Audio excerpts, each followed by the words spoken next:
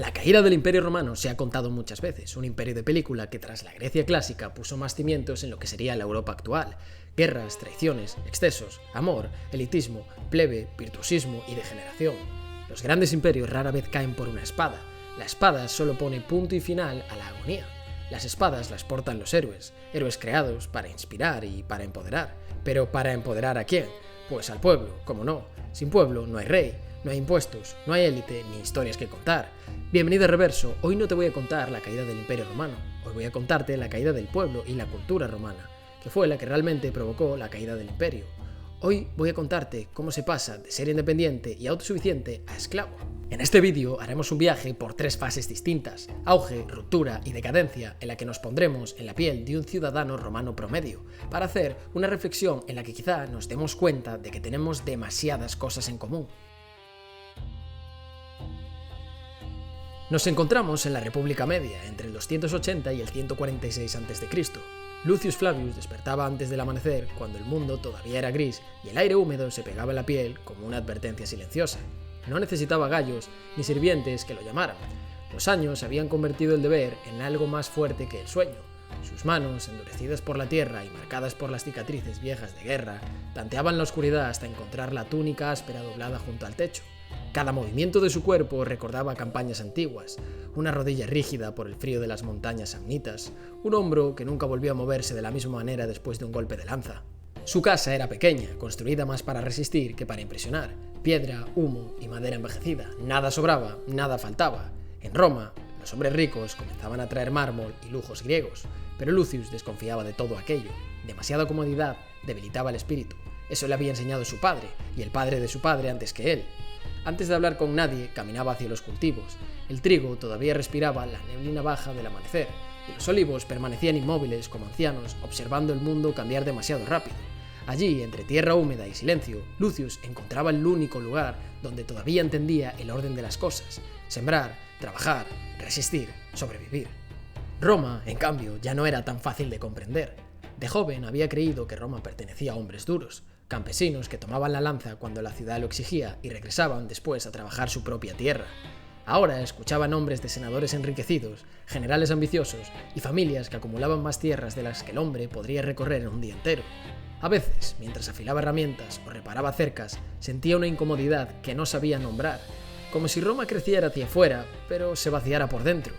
Nunca lo decía en voz alta. Un romano nunca cuestionaba fácilmente aquello que había jurado defender.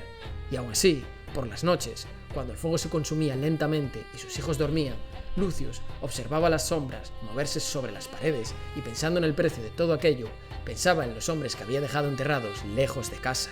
Pensaba en cuántas veces Roma exigiría todavía más sangre, más cosechas, más años de su vida.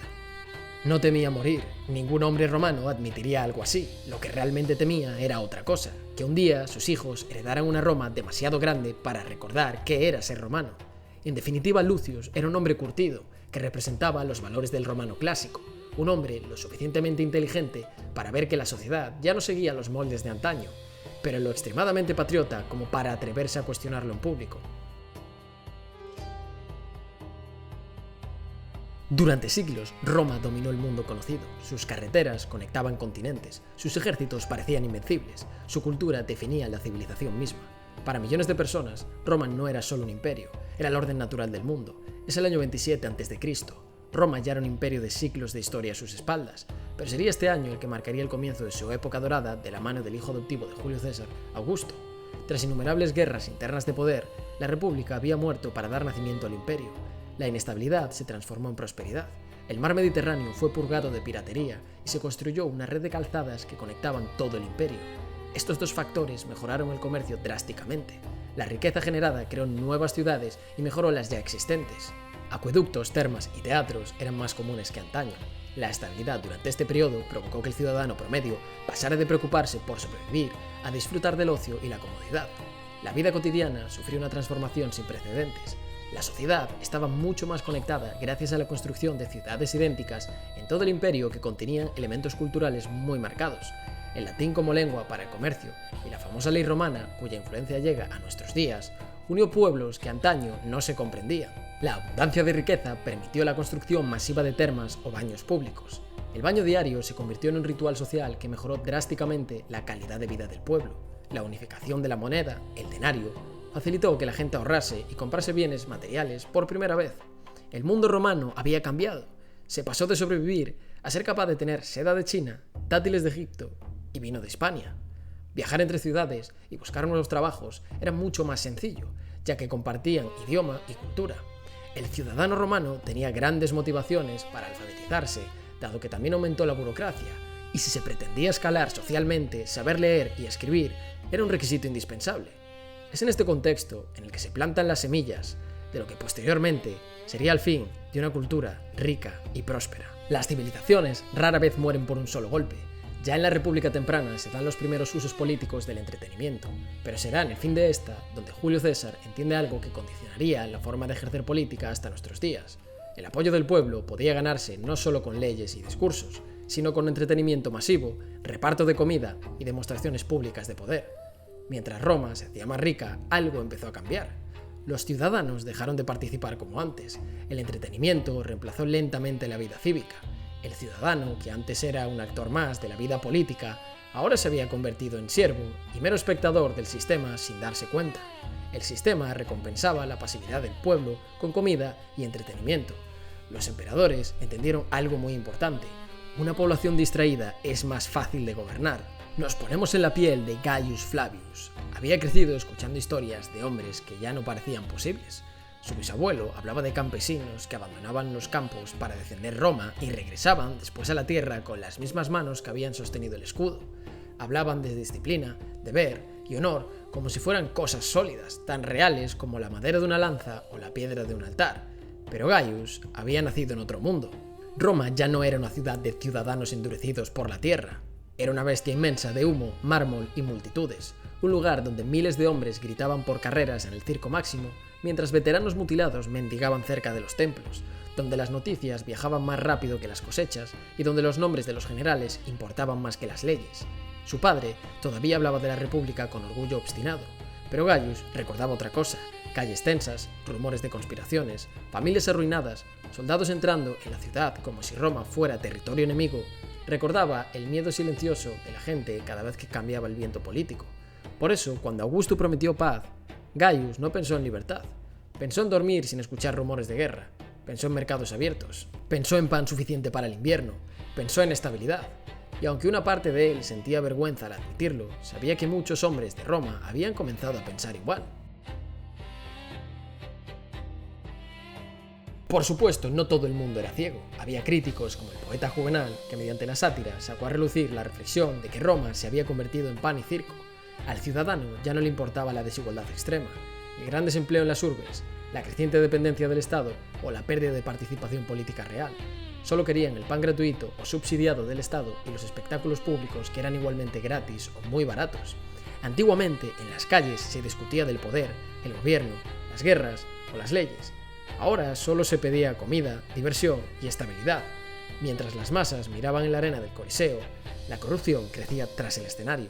Roma seguía pareciendo fuerte, pero por dentro comenzaba a vaciarse. Cuando una sociedad se vuelve pobre de cultura, débil de corazón y manipulable de mente, es cuestión de tiempo que los problemas se junten y vayan desgastando al imperio poco a poco. Por supuesto, Roma no fue una excepción. Cómodo llega al poder y marca el fin de la etapa dorada o de la Pax Romana. Él representa la eclosión de esos problemas. Tras ser asesinado, la pérdida en la confianza de la figura del emperador, por culpa de toda la inestabilidad generada, es total. Se suceden guerras, civiles y asesinatos. Los emperadores duraban meses. Los propios ejércitos comienzan a nombrar sucesores al trono hasta el punto que se enfrentan entre ellos. Este contexto, sumado a las crisis económicas por malgastar el dinero manteniendo una sociedad caprichosa, las epidemias, las invasiones por diferentes puntos, los propios costes del ejército, que se habían disparado desde que se profesionalizó, sumado a que las élites acumulaban más riqueza, provocó que el pueblo comenzase a perder confianza. Roma tenía grandes problemas económicos y el ejército más poderoso de su tiempo empezó a depender de mercenarios extranjeros, y poco a poco Roma dejó de defenderse a sí misma. Ahora pongámonos en la piel de Titus Flavius. Titus apenas recordaba el color verdadero del campo. Su familia hablaba de antepasados que habían cultivado tierra en el Lacio, hombres duros que servían en campañas y regresaban después a sus hogares con el mismo orgullo silencioso con el que afilaban herramientas o enterraban a sus muertos. pero aquello, para Titus, sonaba tan lejano como las viejas leyendas sobre los fundadores de Roma. Él había nacido entre piedra, humo y multitudes. Roma nunca callaba, incluso de noche la ciudad respiraba. Vendedores ebrios, carros rechinando sobre las calles, rumores políticos, gritos lejanos provenientes de tabernas abarrotadas. Decenas de miles de personas vivían apretadas unas sobre otras, compartiendo paredes húmedas, incendios frecuentes y el miedo constante de quedarse sin trabajo o sin trigo. Titus no odiaba al imperio, tampoco lo amaba, simplemente no podía imaginar otra cosa. La política ocurría demasiado lejos de él, en palacios donde hombres vestidos de púrpura decidían asuntos imposibles de comprender para alguien preocupado por el precio del pan al final de la semana. Los emperadores cambiaban, los senadores conspiraban, los generales se traicionaban entre sí, y aún así el sol seguía saliendo sobre Roma. Por eso el pueblo llenaba el Coliseo, no solo por sangre, sino porque allí, durante unas horas, el miedo desaparecía. Cuando las multitudes rugían al mismo tiempo, Titus volvía a sentir algo que rara vez encontraba en su vida diaria, pertenecer a algo inmenso. Roma seguía siendo poderosa, Roma seguía conquistando, Roma seguía alimentando al mundo, aunque en el fondo empezara a costarle alimentarse a sí misma. Entonces llegaron los bárbaros, pero los bárbaros no destruyeron una civilización fuerte, entraron en una Roma que ya había comenzado a derrumbarse. Corre el año 410, el ciudadano romano estaba desesperadamente hambriento. Roma lleva meses rodeada. La desesperación es tal que, según varios relatos, son unos esclavos los que abren una de las puertas de la ciudad durante la noche. El enemigo entra cuando Roma duerme para hacerla despertar entre las llamas del infierno. Por primera vez en 800 años, la ciudad eterna sangraba. La gente no podía creerlo. Roma parecía invencible. Décadas después, en el año 476, el último emperador romano fue depuesto.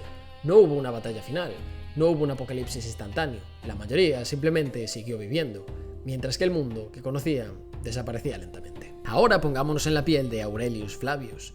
Aurelius había nacido entre las ruinas que todavía fingían ser eternas. Roma seguía siendo inmensa, pero ya no imponía silencio ni admiración como en las historias antiguas. Sus foros estaban llenos de mendigos, edificios abandonados y soldados cansados que hablaban en idiomas que sus antepasados jamás habrían reconocido dentro de un ejército romano. Las viejas estatuas de mármol seguían observando la ciudad desde plazas deterioradas, como dioses demasiado viejos para comprender el mundo nuevo que emergía lentamente entre sus grietas. De niño, Aurelius todavía escuchaba a algunos ancianos pronunciar el nombre de Roma con reverencia. Hablaban de conquistas, disciplina y gloria como si describieran una época sagrada, pero para su generación Roma era otra cosa. Impuestos imposibles, funcionarios corruptos, calles inseguras y rumores constantes de invasiones. El imperio todavía exigía obediencia, pero ya no ofrecía protección, y todos comenzaban a notarlo. Cuando llegaron las noticias de que Alarico I avanzaba hacia la ciudad, el miedo no apareció de golpe. Llevaba años viviendo dentro de ellos, se escondía en el precio del trigo, en los soldados mal pagados, en las murallas mal reparadas, en los refugiados que llegaban desde provincias perdidas, hablando de ciudades incendiadas. Y es por eso que cuando finalmente las puertas de Roma cedieron, Aurelius no sintió que el mundo terminara, sintió algo peor. Sintió que el mundo ya había terminado hace tiempo y que Roma acababa de darse cuenta demasiado tarde. Hubo un tiempo en que un hombre romano despertaba antes del amanecer, tocaba la tierra con las manos y sentía que el destino de Roma dependía, aunque fuera un poco, de hombres como él. La república era dura, injusta, violenta muchas veces, pero todavía pertenecía a sus ciudadanos. Roma no era un espectáculo que se observaba desde lejos, era una carga compartida. Lucius Flavius vivía cansado, sí. Temía perder su tierra, temía no dejar legado, temía que sus hijos crecieran débiles, pero aún conservaba algo que sus descendientes irían perdiendo lentamente, la sensación de que el sacrificio personal tenía sentido porque él formaba parte viva de Roma. Después llegaron las guerras civiles, y con ellas apareció una nueva idea, silenciosa y peligrosa, que quizá la libertad no valía tanto la pena si atraía el caos. Gaius, su descendiente, ya no soñaba con participar en el destino político de la ciudad. Había visto demasiados cadáveres dejados por hombres que hablaban en nombre de la República, así que aceptó algo distinto, un poder lejano, absoluto, pero estable. Y Roma entendió entonces una verdad que muchos imperios descubrirían después: un pueblo agotado no pide libertad, pide descanso. Más tarde nació Titus, en una Roma inmensa, brillante y ruidosa, una Roma donde el ciudadano ya no construía el imperio, lo consumía. El Coliseo rugía, el trigo llegaba en barcos interminables, las multitudes gritaban como si aún fueran parte de algo eterno, y quizás Por unas horas lo eran, porque el espectáculo tiene ese poder, hacer olvidar el vacío. Titus ya no se preguntaba cómo debía vivir un romano virtuoso, se preguntaba simplemente si mañana habría pan, trabajo y suficiente calma para seguir adelante. La política dejó de ser deber y se convirtió en ruido de fondo. Los emperadores iban y venían como actores sobre un escenario demasiado grande para que el hombre común creyera poder cambiar algo. Y finalmente quedó Aurelius. Nació en un imperio que todavía hablaba como un dios, pero que respiraba como un anciano moribundo. Las estatuas seguían en pie, los títulos seguían existiendo, los funcionarios seguían cobrando impuestos, pero Roma ya no podía proteger ni sus propias puertas. Lucius habría muerto por Roma porque sentía que Roma vivía dentro de él. Aurelius, siglos después, apenas podía reconocerla entre las ruinas. Lo interesante es que todos nosotros nos podemos sentir identificados con la forma de pensar de alguno de estos personajes. Nuestras preocupaciones y temores no son tan diferentes a las de antaño. Déjame saber en los comentarios con qué personaje estás más de acuerdo. Gracias por ver el vídeo y nos vemos en el siguiente.